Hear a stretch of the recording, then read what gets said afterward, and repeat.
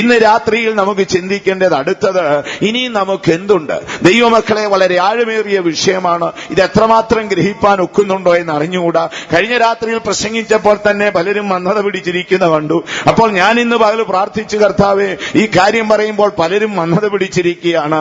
അടുത്ത അധ്യായം മറിച്ചപ്പോഴാണ് പൗലോസ് പറയുന്നു, ഇതിനെക്കുറിച്ച് ഒത്തിരി കാര്യം പറയാനുണ്ട്, ഇപ്പോഴേ മന്ദത പിടിച്ചു തുടങ്ങിയല്ലോ എന്ന്. അപ്പോൾ എനിക്കൊരു സമാധാനം തുടങ്ങി. 1900 വർഷം മുമ്പ് വിശുദ്ധ ശ്ലീഹ ഇത് എഴുതി തുടങ്ങിയപ്പോഴേ മന്ദത ആരംഭിച്ചെങ്കിൽ ഈ അന്ത്യനാളിൽ പള്ളിപ്പാട്ട് പ്രസംഗിക്കുമ്പോൾ മന്ദത വരുന്നതിൽ കുഴപ്പമില്ല എന്ന് ഞാൻ സ്വയം സമാധാനിച്ചു. ചുരുങ്ങിയ സമയം നമുക്ക് തിരുവെഴുത്തിലേക്ക് പോകാം. ഭൂമിയിൽ എന്തെല്ലാം ഉണ്ടെങ്കിലും ആ മരണമെന്ന ക്രൂരരാജാവിന്റെ മണിനാദം കേൾക്കുമ്പോൾ സകല മഹത്വവും ശവക്കുഴിയിൽ കെട്ടൊടുങ്ങും. പ്രിയമുള്ളവരെ, നമ്മുടെ പ്രതീക്ഷകൾ അറ്റുപോകും. ആരോഗ്യമുള്ള ശരീരം അവിടെ അസ്തമിക്കും. ബന്ധങ്ങളും സ്വന്തങ്ങളും എല്ലാം തീരും. പാരമ്പര്യം കൈമാറി വന്ന സമ്പത്തുകളും നാം അധ്വാനിച്ചുണ്ടാക്കിയ സമ്പത്തുകളും ശവക്കുഴിയിൽ അവസാനിക്കും. നാം ഏകരായി യാത്ര ചെയ്യും. പക്ഷേ നിത്യതയിലേക്കുള്ള ജീവിതയാത്രയിൽ നിന്റെ ദൈവം നിനക്ക് നൽകിയ ചില അതിമഹത്വമേറിയ കാര്യമുണ്ട്. അതിലൊന്ന് കഴിഞ്ഞ രാത്രിയിൽ ചിന്തിച്ചു. അത് പുരോഹിതന് അഹോവൃത്തി കഴിപ്പാൻ അനുവാദമില്ലാതെ ന്യായപ്രമാണം എഴുതി ചേർത്തിട്ടുള്ള ഒരു യാഗപീഠമുണ്ട്. പാപയാഗമൃഗത്തിന്റെ ആ ഉടൽ പുറത്ത് കത്തിക്കുന്ന യാഗപീഠമാണ്. അത് നമ്മുടെ മശിഹായുടെ ക്രൂശാണ്. ആ ക്രൂശിൽ അഭയം തേടുന്ന ഏതൊരു മനുഷ്യനും പാപമോചനവും വിടുതലും ആശ്വാസവും ജയകരമായൊരു ജീവിതവും നൽകും. ഇന്ന് രാത്രിയിൽ നമുക്ക് അടുത്ത ഭാഗത്തേക്ക് കടന്നു പോകാം. കഴിഞ്ഞ രാത്രിയിൽ ഈ ഹെബ്രായ ലേഖനത്തിന്റെ ഒരു ചെറിയ പശ്ചാത്തലം നാം ചിന്തിച്ചല്ലോ ദൈവമക്കളെ. പ്രാരംഭ ഭാഗത്ത് മശിഹായുടെ മഹത്വത്തെക്കുറിച്ച് വർണ്ണിച്ചിരിക്കുകയാണ്. കഴിഞ്ഞ രാത്രിയിൽ മശിഹാ തമ്പുരാന്റെ ക്രൂശിന്റെ മഹത്വം നാം ചിന്തിച്ചു. പാപയാഗമായി അർപ്പിക്കപ്പെട്ട മശിഹായുടെ ക്രൂശിൽ ആശ്രയം തേടുന്ന ഏതൊരു പാപിക്കും രക്ഷയുണ്ട് ദൈവമക്കളെ. അവനെ സ്വർഗം ഒരിക്കലും തള്ളിക്കളയത്തില്ല. ഈ ക്രിസ്തീയ ജീവിതയാത്ര എന്ന് പറഞ്ഞാല് ഈ ഐസക് ന്യൂട്ടനോ ആൽഫ എഡിസനോ അല്ലെങ്കിൽ അതുപോലുള്ള ഏതെങ്കിലും ശാസ്ത്രജ്ഞന്മാർ അവരുടെ പരീക്ഷണശാലയിൽ റിസർച്ച് സെന്ററിൽ റിസർച്ച് ചെയ്യുന്നതല്ല. അനേകർക്ക് ഈ ക്രിസ്തീയ ജീവിതത്തിന്റെ ചാനൽ അറിയത്തില്ല. ഈ ചാനൽ അറിയാമെങ്കിൽ ജീവിതം സുരക്ഷിതമാണ്. ഒരിക്കലും ദൈവമക്കളെ, ദൈവം തമ്പുരാൻ നമ്മളെ റിസർച്ച് ചെയ്ത് അങ്ങനെ കൊള്ളുമോ കൊള്ളത്തില്ലയോ, അല്ലെങ്കിൽ ഏതെങ്കിലും ഒരു ലാബിലേക്ക് പോയാൽ അവിടെ 2 ആസിഡ് തമ്മിൽ ചേർത്താൽ, ഒരു ആസിഡ് ഒരു അമ്ലവും കൂടെ ചേർത്താൽ, ഇങ്ങനെയുള്ള 2 കെമിക്കൽ ചേർത്താൽ മൂന്നാമതൊന്ന് കിട്ടുമെന്ന് കണ്ടുപിടിക്കുന്ന ഒരു നിരീക്ഷണമല്ല ക്രൈസ്തവരുടെ ജീവിതം. ക്രിസ്തീയ ജീവിതം എന്ന് പറഞ്ഞാൽ അടുത്ത കാലത്ത് ചൊവ്വായിലേക്ക് അയച്ച റോക്കറ്റ് പോലെ അതിവേഗം കുതിച്ചു പായുന്നതല്ല. എല്ലാ ദൈവമക്കളും ഒന്ന് ഓർത്തുകൊള്ളണം. ക്രിസ്തീയ ജീവിതം എന്ന് പറഞ്ഞാൽ മഹാസമുദ്രത്തിൽ യാത്ര ചെയ്യുന്ന ഒരു പാക്കപ്പൽ പോലെയാണ്. 107-ാം സങ്കീർത്തനത്തിൽ വരുമ്പോൾ ഭക്തന്മാർ അതിനെക്കുറിച്ച് പാടിയിട്ടുണ്ട്. സമുദ്രത്തിൽ യാത്ര ചെയ്തവർ സമുദ്രത്തിൽ യാത്ര ചെയ്ത് പെരുവെള്ളങ്ങളിൽ വ്യാപാരം ചെയ്തവർ. എന്താണ് പറയുന്നത്? അവൻ കൽപ്പിച്ചിട്ട് കൊടുങ്കാറ്റടിപ്പിച്ചു. ദൈവം തമ്പുരാൻ കൽപ്പിച്ച ചില കാര്യങ്ങളുണ്ട്. അടുത്തൊരു സമയത്ത് ഞാൻ തിരുവെഴുത്തിൽ നിന്ന് ദൈവം തമ്പുരാന്റെ കൽപ്പന എന്ന വിഷയത്തെക്കുറിച്ച് യാദൃശ്യമായി ചിന്തിക്കേണ്ടി വന്നു. അപ്പോൾ ഒന്നാമത് ദൈവം തമ്പുരാൻ സകലതും തന്റെ കൽപ്പനയാൽ ഉളവാക്കിയതാണ്. ആകാശത്തിൽ പറവ പറക്കട്ടെ എന്ന് ദൈവം കൽപ്പിച്ചപ്പോൾ ആകാശത്തിൽ പറവ പറന്നു തുടങ്ങി. പകൽ വാഴുവാൻ ഒരു വലിയ ഗോളം ഉണ്ടാകട്ടെ, വലിയ വെളിച്ചം ഉണ്ടാകട്ടെ എന്ന് കൽപ്പിച്ചപ്പോൾ തത്സമയം തന്നെ സൂര്യൻ കത്തി ജ്വലിച്ചു തുടങ്ങി. രാത്രിയിൽ വാഴുവാൻ ചെറിയ വെളിച്ചം ഉണ്ടാകട്ടെ എന്ന് പറഞ്ഞപ്പോൾ തന്നെ മനോഹര രൂപമായ ചന്ദ്രൻ അപ്പോൾ തന്നെ ഉദിച്ചു തുടങ്ങിയിരുന്നു. ദൈവത്തിന് മഹത്വം ഉണ്ടാകട്ടെ. ദൈവത്തിന്റെ കൽപ്പനയാൽ സകലതും സൃഷ്ടിക്കപ്പെട്ടു. കൽപ്പനയുടെ 2-ാം വശം നോക്കിയാൽ പാപത്താൽ ദൈവത്തിൽ നിന്ന് അകന്നുപോയവൻ വിശ്വാസത്താൽ ദൈവനീതി പ്രാപിച്ച് പാപത്തെ വിട്ടൊഴിഞ്ഞ് നിത്യവർദ്ധീസയുടെ അവകാശിയാകുവാൻ കാലാകാലങ്ങളിലായി മനുഷ്യനോട് ദൈവം കൽപ്പിച്ചിട്ടുള്ളതാണ്. ഇനി ഇതുകൂടാതെ ദൈവത്തിന്റെ കൽപ്പനയുടെ 3-ാമത്തെ ഒരു വശമുണ്ട്. അതാണ് കൊടുങ്കാറ്റിനോട് കൽപ്പിച്ചത്. മഹാസമുദ്രത്തിൽ പാക്കപ്പലിൽ യാത്ര ചെയ്ത് വലിയ പ്രതീക്ഷയോടെ മറുകരയെ സ്വപ്നം കണ്ട് നിത്യതയുടെ മനോഹരത്വം മനസ്സിൽ ഇങ്ങനെ പണിതുയർത്തി അവിടെ നീതിയുള്ള പരിശുദ്ധ പിതാവിനെയും അവന്റെ ഏകജാതനായ പുത്രനെയും കൊടാനുകോടി ദൂതന്മാരെയൊക്കെ കണ്ടുകൊണ്ട് യാത്ര ചെയ്യുമ്പോൾ ഇതിനിടയിൽ ചില ഓളങ്ങളും തിരമാലകളുമുണ്ട്. ഇപ്പോൾ ഒരു അനുഗ്രഹിക്കപ്പെട്ട സാക്ഷ്യം നിങ്ങൾ കേട്ടുകൊണ്ടല്ലോ. മനസ്സിൽ കെട്ടിയുയർത്തിയ പ്രതീക്ഷകളെല്ലാം വേട്ടയാടിക്കൊണ്ടൊരു മാറാരോഗം പടർന്നു പിടിച്ചു. എങ്കിലും കർത്താവിന്റെ സാന്നിധ്യം ഹൃദയത്തിൽ വ്യാപരിച്ച് ആ രോഗശക്തിയെ ശാസിച്ച് ഈ രാത്രിയിൽ നമ്മുടെ മധ്യ എഴുന്നേൽപ്പിച്ചു നിർത്തിയല്ലോ. അപ്പോൾ ദൈവം തമ്പുരാൻ കൽപ്പിച്ചിട്ടാണ് കൊടുങ്കാറ്റടിക്കുന്നത്. നല്ല ബോധ്യം വേണമേ. സ്വർഗത്തിലെ ദൈവം തമ്പുരാൻ കൽപ്പിക്കുന്ന വിഷയങ്ങൾ ചില നമുക്കൊന്ന് നോക്കാം. നമ്മുടെ ചിന്താ വിഷയമല്ല, പക്ഷേ ദൈവകൽപ്പനയുടെ ചില വശങ്ങൾ നിങ്ങൾ അന്ന് രാത്രി അറിഞ്ഞുകൊള്ളണം. ദൈവം നിങ്ങൾക്ക് വേണ്ടി കൽപ്പിച്ച ചില കാര്യങ്ങളുണ്ട്. അതിൽ ഒന്നാമത്തെ വിഷയം, നിനക്ക് തക്ക സമയത്ത് ആഹാരം തരേണ്ടതിനാണ്. ഭക്തനായ ഏലിയാവ് വ്യാകുലപ്പെടുമ്പോൾ ദൈവം ഏലിയാവിനോട് പറയാണ്, ഏലിയാവേ, നിനക്ക് ആഹാരം തരുവാൻ ഞാൻ കാക്കയോട് കൽപ്പിച്ചിട്ടുണ്ട്. പ്രഭാതത്തിലും വൈകിയ വേളയിലും തത്സമയത്ത് നിനക്ക് ആഹാരം കൊണ്ടെത്തിച്ചു തരുവാൻ ഞാൻ കാക്കയോട് കൽപ്പിച്ചിട്ടുണ്ട്. കുഞ്ഞാടിന്റെ പരിശുദ്ധ നനത്താൽ വീണ്ടെടുക്കപ്പെട്ട് ദൈവകൃപയ്ക്ക് അവകാശിയായി വിശുദ്ധന്മാരോടുകൂടെ യേശുവിന്റെ ശരീരത്തിലും രക്തത്തിലും പങ്കുപ്രാപിച്ച ദൈവവൈതലെ, വ്യാകുലപ്പെട്ട മനസ്സോട്, വ്യാകുലപ്പെട്ട ഹൃദയത്തോട്, നിരാശയുടെ ആ കാൽച്ചുവടുകളെ വെച്ച് നീ വന്നുവോ? ഇന്ന് രാത്രിയിൽ പരിശുദ്ധാത്മാവ് നിന്നോട് പറയുന്നു, നിനക്ക് ആഹാരം തരുവാൻ ദൈവം കാക്കയോട് കൽപ്പിച്ചിട്ടുണ്ട്. വിശ്വസിക്കുന്നവർ കരങ്ങൾ ഉയർത്തി ശക്തിയായിട്ട് ഒരു ഹല്ലേലൂയ പറഞ്ഞോട്ടെ. അപ്പോൾ ദൈവം തമ്പുരാൻ കൽപ്പിച്ചിട്ടുണ്ട്, തത്സമയത്ത് കാക്ക അനുസരിക്കും. നിങ്ങൾ അനുസരണക്കേട് കാണിച്ചാലും കാക്ക അനുസരിക്കും. അത് ഇന്നും ആ നിയമത്തിൽ നിലനിൽക്കുന്നു. തത്സമയത്ത് നിനക്ക് ആഹാരം തരും. അടുത്തതായി മറ്റൊരു ഭാഗത്ത് എഴുതിയിരിക്കുകയാണ്, നിന്റെ എല്ലാ വഴികളിലും നിന്നെ കാക്കുവാൻ ഞാൻ ദൂതനോട് കൽപ്പിച്ചിട്ടുണ്ട്. കർത്താവായ യേശുവിനെ രക്ഷിതാവായി സ്വീകരിച്ച് നിന്റെ പേർ ജീവന്റെ പുസ്തകത്തിൽ എഴുതി നീ പരിശുദ്ധ പിതാവിനെ നിന്റെ പിതാവെന്ന് അധരം കൊണ്ട് ഏറ്റു പറഞ്ഞപ്പോൾ, നിന്നെ ആഴമായി സ്നേഹിക്കുന്ന പിതാവ് ബലവാനായ ഒരു ദൂതനെ വിളിച്ചു വരുത്തി അവനോട് പറയുകയാണ്, ഇവൻ എന്റെ ഏറ്റവും പ്രിയനായ മകനാണ്. അനന്ത നിത്യതയിൽ അവകാശം പ്രാപിക്കും വരെ ഇവന്റെ എല്ലാ വഴികളിലും നീ ഇവനെ സൂക്ഷിച്ചു കൊള്ളണം. നന്നായി അറിഞ്ഞുകൊള്ളണം ദൈവമക്കളെ, നിന്റെ എല്ലാ വഴികളിലും നിന്നെ സൂക്ഷിക്കുവാൻ ദൈവം ദൂതനോട് കൽപ്പിച്ചിട്ടുണ്ട്.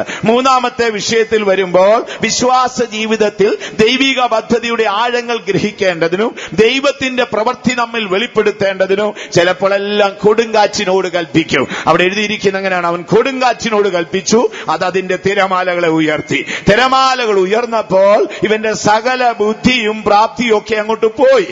അവിടെ എഴുതിയിരിക്കുന്ന വാക്കുണ്ടാൽ അറിയാം, തിരമാല അങ്ങോട്ട് പൊങ്ങി ഇവനെ അങ്ങ് ആകാശത്തോളം ഉയർത്തി, മേളിൽ അങ്ങ് പോയി. സിയോന്റെ തൊട്ട് താഴെ ഇരിക്കുകയാണ്. ഒരു അലൂമിനിയം ഏണി ഉണ്ടെങ്കിൽ സിയോനിൽ കയറാം. അത്രമാത്രം ആകാശത്തോളം ഉയർന്നു. സിയോന്റെ ആനന്ദം മനസ്സിൽ നിറഞ്ഞു. നല്ല പരിപാടി തന്നെ. ആ തിരമാല അങ്ങനെ നിൽക്കുന്നില്ല. അടുത്ത ആഴ്ച തിരമാല താഴോട്ട് പോയി. എവിടാന്നറിയാമോ? ആഴത്തിലേക്ക് പോയി. ആകാശത്തിലേക്ക് ഉയർന്നവൻ വീണ്ടും ആഴത്തിലേക്ക് താണു. പ്രാണൻ കഷ്ടത കൊണ്ടുരുകി. താഴ്ന്ന എവിടെയാണെന്നറിയാമോ? പാതാളവാതിക്കൽ. അപ്പോൾ ഈ രണ്ട് വാതിലിനിടയിലുള്ള പരിപാടികളായത്. സിയോന്റെ പടിവാതിലിനും പാതാളത്തിന്റെ പടിവാതിലിനും ഇടയിലാണ് ഇവനെ തിരമാല പൊക്കുകയും താഴ്ത്തുകയും ചെയ്യുന്നത്. ഉയർന്നപ്പോൾ സിയോന്റെ പടിവാതിൽ. അപ്പോൾ നിഗളിച്ച് അഹങ്കരിച്ച് നിന്നേക്കാൾ താണവനെ വിധിക്കരുത് പ്രിയ ദൈവ പൈതലേ. വീണ്ടും അടുത്തത് ആഴത്തിലേക്ക് താണു. ബുദ്ധി പോയി പാതാളവാതിക്കലെത്തി. വാതിലെങ്ങാനും തുറന്നുപോയാൽ നമ്മൾ പാതാളത്തിൽ പോയത് തന്നെ. പാതാളത്തിന്റെ അടിയിലെത്തുമ്പോൾ മരണപാർശ്വം ചുറ്റി പാതാള വേദനയെ പിടിച്ചു. ഞാൻ വലിയ കഷ്ടത്തിലായി. സിയോന്റെ പടിവാതിക്കൽ ഇരുന്നപ്പോൾ മനസ്സാനന്ദിച്ചു, ഹൃദയം സന്തോഷിച്ചു, ജഡം നിർഭയമായി വസിച്ചു. അപ്പോൾ ഉയരുമ്പോൾ നിഗളിക്കരുത്, താഴുമ്പോൾ നിരാശപ്പെടരുത്. ഉയർന്നത് ദൈവത്തിന്റെ ഹിതം, താണതും ദൈവത്തിന്റെ ഹിതം. എന്നാൽ അതിന്റെ അന്ത്യത്തിൽ ഒരു വാക്കുണ്ട്. കൊടുങ്കാറ്റടിച്ചു, തിരമാലകൾ ഉയർന്നി, അവരെ ആഴത്തിലേക്ക് ഉയർന്നു, ആകാശത്തിലേക്ക് ഉയർന്നു, ആഴത്തിലേക്ക് താണു. ബുദ്ധി പോയി, മത്തനെ പോലെ ചാഞ്ചാടി, പ്രാണൻ കഷ്ടത കൊണ്ടുരുകി. ഒരേ ഒരു കാര്യം മാത്രം, മഹാസമുദ്രത്തിന്റെ മധ്യയാണ്. ഓടി രക്ഷപ്പെടാൻ വഴിയില്ല, നീന്തിക്കയറാൻ പരിപാടിയില്ല, ഒരു വിധത്തിലും ഒക്കത്തില്ല. ഒക്കുന്ന ഒരേ ഒരു കാര്യമേ ഉള്ളൂ. അവർ യഹോവയോട് നിലവിളിച്ചു. യഹോവയോട് നിലവിളിച്ചപ്പോൾ അവൻ കൊടുങ്കാറ്റിനെ ശാന്തമാക്കി. ശാന്തത വന്നപ്പോൾ അവർ സന്തോഷിച്ചു. അവരാഗ്രഹിച്ച തുറമുഖത്ത് അവൻ അവരെ കൊണ്ടുപോയി എത്തിച്ചു. ഹല്ലേലൂയ! ഇന്ന് രാത്രി നമുക്ക് നമ്മുടെ ദൈവത്തെ സ്തുതിക്കാം ഭക്തന്മാരെ. അവരാഗ്രഹിച്ച തുറമുഖത്ത് അവൻ അവരെ കൊണ്ടുപോയി എത്തിച്ചു. അവരെവിടെങ്കിലും ചെന്നു ചേർന്നെന്നല്ല, സമീപമായൊരു ദ്വീപിൽ അടുത്തെന്നല്ല, കണ്ടൊരു തുറമുഖത്ത് അവർ ചെന്നെന്നല്ല. അവരുടെ ആരംഭനാള് രക്ഷകനെ കാണുമ്പോൾ മനസ്സിൽ ആരംഭിച്ച ആഗ്രഹം എന്താണോ, ആഗ്രഹിച്ച തുറമുഖത്ത് കൊണ്ടുപോയി എത്തിച്ച അവകാശം തരുവാൻ നമ്മുടെ ദൈവം വിശ്വസ്തനാണ്. ഇന്ന് രാത്രി നിന്റെ പ്രാണൻ കഷ്ടതയാൽ ഉരുകി ആകാശത്തോളം ഉയർന്ന് ആഴത്തിലേക്ക് താണ് നിന്റെ ബുദ്ധി പോയി വേദനയോടെ നീ വന്നുവോ? ഇന്ന് രാത്രി പരിശുദ്ധാത്മാവ് നിന്നോട് പറയുന്നു, കാറ്റിനെ ശാസിക്കുവാൻ, കടലിനെ ശാസിക്കുവാൻ ആഗ്രഹിച്ച തുറമുഖത്ത് കൊണ്ടുപോയി എത്തിച്ച് നിന്റെ ആഗ്രഹത്തെ നിവർത്തിക്കുവാൻ നിന്നെ വിളിച്ച ദൈവം വിശ്വസൻ. വിശ്വസിക്കുന്നവർ കരങ്ങൾ ഉയർത്തി ശക്തിയോടെ ഒരു ഹല്ലേലൂയ പറഞ്ഞോട്ടെ. ദൈവത്തിന് മഹത്വം ഉണ്ടാകട്ടെ. അപ്പം ദൈവം തമ്പുരാൻ കൽപ്പിച്ചിട്ടുണ്ട്. ആഹാരത്തിന്റെ കാര്യത്തിൽ ദൈവം കൽപ്പിച്ചിട്ടുണ്ട്. സൂക്ഷിപ്പിന്റെ കാര്യത്തിൽ ദൈവം കൽപ്പിച്ചിട്ടുണ്ട്. കൊടുങ്കാറ്റ് ശാന്തപ്പെടുവാൻ ദൈവം കൽപ്പിച്ചിട്ടുണ്ട്. ആഗ്രഹിക്കുന്ന തുറമുഖത്ത് നമ്മെ കൊണ്ടെത്തിപ്പാൻ നമ്മുടെ ദൈവം വിശ്വസ്തൻ. നിന്റെ ഹൃദയത്തിലെ ആഗ്രഹങ്ങൾ തരുവാനും ആഗ്രഹിച്ചിടത്ത് എത്തിക്കുവാനും ദൈവം ശക്തൻ. ഉയരുമ്പോൾ നിഗളിക്കരുത്, താഴുമ്പോൾ നിരാശപ്പെടരുത്. ഉയർന്നത് ദൈവഹിതം, താണതും ദൈവഹിതം. നമ്മുടെ തലയിൽ എത്ര തലമുടിതാരുണ്ടെന്ന് നോക്കിയാൽ നമുക്കാർക്കും എണ്ണി തിട്ടപ്പെടുത്താൻ കഴിഞ്ഞിട്ടില്ല. പക്ഷെ അതുപോലും അറിയുന്ന ദൈവമാണ്. നിന്റെ എല്ലാ വഴികളിലും നിന്നെ കാക്കുന്ന ഒരു ദൂതനുണ്ട്. അനർത്ഥം നേരിടുമ്പോൾ, ശത്രു നിന്നെ ആക്രമിക്കുമ്പോൾ, ഭയങ്കരമായ ഭയം നിന്നെ നേരിടുമ്പോൾ, മറ്റാരുടെയോ സാന്നിധ്യത്താൽ സ്വയം നീ ആശ്വാസം കണ്ടെത്തുന്നുവോ? രഹസ്യം അത് ദൂതന്റെ സാന്നിധ്യമാണ്. ഇന്ന് രാത്രി നമുക്ക് വിശ്വസിക്കാം. ആ വചനം ഏറ്റു പറഞ്ഞുകൊണ്ടേ പോകാവൂ. ആഗ്രഹിച്ച തുറമുഖത്ത് അവൻ അവരെ കൊണ്ടുപോയി എത്തിച്ചു. കൊടുങ്കാറ്റടിക്കട്ടെ, തിരമാലകൾ ഉണ്ടാകട്ടെ, ആകാശത്തോളം ഉയരട്ടെ, ആഴത്തിലേക്ക് താഴട്ടെ, പ്രാണൻ കഷ്ടതുകൊണ്ട് ഉരുകട്ടെ. സത്യമാണ്, ഇതെല്ലാം എന്റെ ജീവിതത്തിൽ സത്യമാണ് ദൈവമേ. എങ്കിലും എനിക്കൊന്നറിയാം, ഞാൻ അവിശ്വസ്തനെങ്കിലും അങ്ങ് വിശ്വസ്തനാണ്. അങ്ങയുടെ വിശ്വസ്തത ആ നിത്യ തുറമുഖത്ത് എന്നെ കൊണ്ടുപോയി എത്തിക്കും. എത്ര ദൈവമക്കൾ വിശ്വസിക്കുന്നു? വിശ്വസിക്കുന്നവരെല്ലാം ഒന്ന് കരങ്ങൾ ഉയർത്തിക്കാട്ടെ. ശക്തിയോടെ ഒന്നുകൂടെ ഹല്ലേലൂയ പറഞ്ഞാട്ടെ. ആകയാൽ വിശ്വസ്തനായ ദൈവത്തിന്റെ മാറ്റപ്പെടാത്ത കരുണയിൽ നമുക്ക് വിശ്രമിക്കാം. നമ്മുടെ വീണ്ടെടുപ്പിന്റെ നാൾ അടുത്തുപോയി. മശിഹായുടെ മടങ്ങിവരവിന്റെ ലക്ഷണമെല്ലാം കാണുന്നു. ഭക്തന്മാരെ ഉണർന്നിരിപ്പീൻ, രക്ഷകന്റെ ആഗമനത്തിനായി നമുക്കൊരുങ്ങാം. വീണ്ടും നമുക്ക് ഇന്ന് രാത്രി നമ്മുടെ ചിന്താവിഷയത്തിലേക്ക് കടന്നുവരാം. അപ്പോസ്തലന്മാരിൽ അഗ്രഗണ്യനായ വിശുദ്ധ പൗലോസ്ലീഹ കൃപായിക ഭക്തന്മാരോട് പറയുകയാണ്, നിത്യതയിലേക്കുള്ള നിങ്ങളുടെ ജീവിതയാത്രയിൽ പാപത്തിന്റെ ചതിയിൽ നീ കഠിനപ്പെട്ട് നിന്റെ കാലടികൾ സാത്താന്റെ കണിയിൽ താണ് നീ നരകത്തിൽ പോകാതിരിപ്പാൻ നിന്റെ ദൈവം നിനക്ക് നൽകിയിട്ടുള്ള ഒന്നാമത്തേത് ഒരു യാഗപീഠമാണ്. ആ യാഗപീഠത്തിങ്കൽ പോയി സകല പാപങ്ങളെ ഏറ്റുപറഞ്ഞ് വിടുതൽ പ്രാപിക്കാം. രണ്ടാമതായി നാം ചിന്തിച്ചത് പൗരോഹിത്യത്തെക്കുറിച്ചാണ്. അത് മറ്റാരുടെ പൗരോഹിത്യമല്ല, നമ്മുടെ വാഴ്ത്തപ്പെട്ട മശിഹാ തമ്പുരാന്റെ പൗരോഹിത്യം. അപ്പോൾ ഇന്ന് രാത്രി നമുക്ക് ചിന്തിക്കേണ്ടത്, നമുക്ക് ആകാശത്തിൽ കൂടെ സ്വർഗത്തിലേക്ക് പോയ ഒരു ശ്രേഷ്ഠ മഹാപുരോഹിതനുണ്ട്. ഒന്നുകൂടെ ആ തിരുവെഴുത്തൊന്ന് വായിച്ചാട്ട്. ആകയാൽ ദൈവപുത്രനായ യേശു ആകാശത്തിൽ കൂടെ കടന്നുപോയൊരു ശ്രേഷ്ഠ മഹാപുരോഹിതൻ നമുക്കുണ്ട്. വേദപുസ്തകത്തിൽ പ്രത്യേകിച്ച് എബ്രായ ലേഖനത്തിൽ 3 പ്രാവശ്യം ഈ പുരോഹിതൻ നമുക്കുണ്ട് എന്ന് വിശുദ്ധ പൗലോസ് എഴുതി ചേർത്തിരിക്കുകയാണ്. അപ്പോൾ നിത്യതയിലേക്കുള്ള ജീവിതയാത്രയിൽ നമുക്കൊരു ശ്രേഷ്ഠ പുരോഹിതനുണ്ട് ദൈവമക്കളെ. ഇന്ന് രാത്രിയിൽ വിശുദ്ധ തിരുവെഴുത്തിന്റെ ചരിത്ര പശ്ചാത്തലത്തിൽ നിന്ന് നമുക്ക് ഈ പൗരോഹിത്യം എന്ന വിഷയത്തെ ചുരുക്കമായി ചിന്തിക്കാം. ദൈവത്തിന് മഹത്വം ഉണ്ടാകട്ടെ. ആ വിശുദ്ധ തിരുവെഴുത്തിന്റെ അടിസ്ഥാനത്തിൽ ഈ പൗരോഹിത്യത്തിന്റെ നിലയെക്കുറിച്ച് പഠിച്ചാൽ ബൈബിൾ അടിസ്ഥാനത്തിൽ 6 നിലവാരത്തിൽ പൗരോഹിത്യത്തിന്റെ ക്രമത്തെ നമുക്ക്, അല്ലെങ്കിൽ പൗരോഹിത്യ വ്യവസ്ഥകളെ 6 ഭാഗമായി നമുക്ക് തിരിച്ച് ചിന്തിക്കാം. കഴിഞ്ഞ രാത്രിയിൽ നാം ചിന്തിച്ചപ്പോൾ പഴയ നിയമം എന്നൊരു കാലഘട്ടത്തെക്കുറിച്ച് നാം ചിന്തിച്ചല്ലോ. ആ പഴയ നിയമത്തിൽ തന്നെ മനസാക്ഷിയുഗവും ന്യായപ്രമാണയുഗവും എന്ന 2 ഘട്ടങ്ങൾ ഉണ്ടായിരുന്നു. ആദാം തുടങ്ങി മശിഹാ വരെയുള്ള കാലഘട്ടങ്ങളെ നാം പഴയ നിയമം എന്ന് വിശേഷിപ്പിച്ചിരിക്കുകയാണ്. എന്നാൽ അതിന്റെ ആരംഭത്തിലെ 2500 വർഷം അത് മനസാക്ഷിയുടെ യുഗമാണ്. ശേഷിപ്പുള്ള 1500 വർഷം അത് ന്യായപ്രമാണത്തിന്റെ യുഗമാണ്. അപ്പോൾ മനസാക്ഷിയുഗത്തെയും ന്യായപ്രമാണ യുഗത്തെയും കൂടെ ചേർത്ത് വിശുദ്ധ ബൈബിൾ പഴയ നിയമം എന്ന് വിശേഷിപ്പിച്ചിരിക്കുകയാണ്. അപ്പോൾ ഇന്ന് രാത്രിയിൽ നമുക്ക് ചിന്തിക്കേണ്ടത് മശിഹായുടെ പൗരോഹിത്യം എന്നുള്ളതാണ്. മശിഹായുടെ പൗരോഹിത്യം എന്ന വിഷയം പഠിക്കും മുൻപ് നമുക്ക് മുൻകാലത്തുള്ള പൗരോഹിത്യം എന്ന വ്യവസ്ഥ ഒന്ന് ചുരുക്കമായി പഠിക്കാം. പ്രാർത്ഥിക്കാം. ദൈവത്തിന് മഹത്വം ഉണ്ടാകട്ടെ. ഈ പൗരോഹിത്യം എന്ന വ്യവസ്ഥയെക്കുറിച്ച് പഠിച്ചാൽ അനാദി നിത്യത തുടങ്ങി ഭാവി നിത്യത വരെ തുടരുന്ന മഹത്തേറിയ ഒരു ശുശ്രൂഷയാണ് ഈ പൗരോഹിത്യത്തിന്റെ ശുശ്രൂഷ.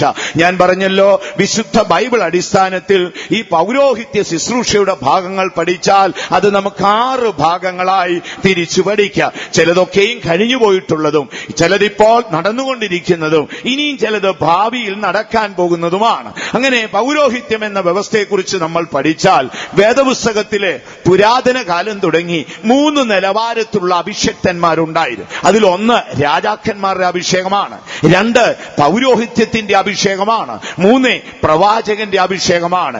ഈ രാജാവിന്റെ അഭിഷേകം എന്തെന്ന് ചോദിച്ചാൽ ദൈവത്താൽ വീണ്ടെടുക്കപ്പെട്ട ജനത്തെ നീതിയോടും ന്യായത്തോടും കൂടെ ഭരിച്ച് ശത്രുവിന്റെ ആക്രമണം കൂടാതെ അവരെ സൂക്ഷിക്കുവാനുള്ള അഭിഷേകമാണ് രാജാക്കന്മാരുടെ മേലുള്ള അഭിഷേകം. ഉദാഹരണമായി നമുക്ക് നോക്കാം, ഇസ്രായേലിലെ ന്യായാധിപന്മാരുടെ ഗണത്തിൽ അവസാനമായി നിൽക്കുന്ന വയോധ്യനായ ശമൂവേൽ എന്നൊരു പ്രവാചകൻ ഒരു നാളിൽ ശൗൽ എന്ന ഒരുവനെ അഭിഷേകം ചെയ്തു. ശൗൽ ആണ് ഇസ്രായേലിന്റെ 1ാമത്തെ രാജാവ്.